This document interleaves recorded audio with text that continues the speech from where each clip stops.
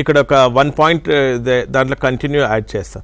మనకి ప్రోగ్రామ్ చేస్తున్న దాంట్లో అతి ముఖ్యంగా మనం చేస్తున్న ఈ 10 స్టెప్స్లో ఫస్ట్ స్టెప్ ఎదుగుదలని మనం బరువు చూస్తాము, తర్వాత నిర్ధారణ చేస్తాం కదా.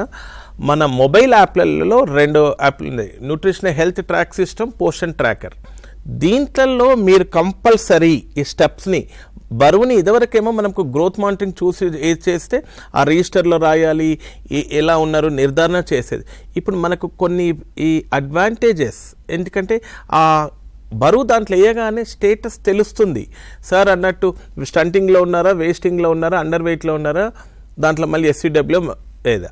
నేను ఇక్కడ ముఖ్యంగా చెప్పే పాయింట్ ఏంటంటే, మనకి ఒక 4 ఉంటే మన సామ్కి, వీళ్ళకి ఆకలి పరీక్ష చేస్తున్నామా, తర్వాత మెడికల్ ఎగ్జామినేషన్ చేస్తున్నామా అనేది మన ప్రాజెక్టు మన జిల్లా స్థాయిలో డేటా మాట్లాడుతుంది, మనం మాట్లాడతలేము.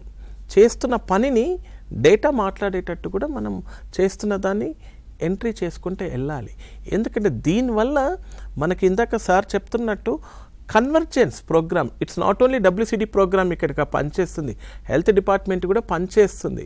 ఇప్పుడు సార్ మాట్లాడతారు, అక్కడ మెడికల్ ఎగ్జామినేషన్ చేయాలి అంటే మనతో పాటు మన పరిధిలో ఉన్న మన సెక్రటరీ అండ్ డైరెక్టర్ గారు ఈ ప్రోగ్రామ్ని పటిష్టపరిచేందుకు కన్వర్జెన్స్లో ముఖ్యంగా కమిషనర్ హెల్త్ అండ్ ఫ్యామిలీ వెల్ఫేర్తో కూడా కోఆర్డినేషన్ చేసి వాళ్ళ డేటాబేస్ని మన డేటాబేస్ని ఇంటిగ్రేట్ చేసి మెడికల్ ఆఫీసర్ ఎగ్జామిన్ చేసి ఇక్కడి నుంచి రెఫరల్ చేసే విధంగా అనుసంధానం చేస్తున్నారు.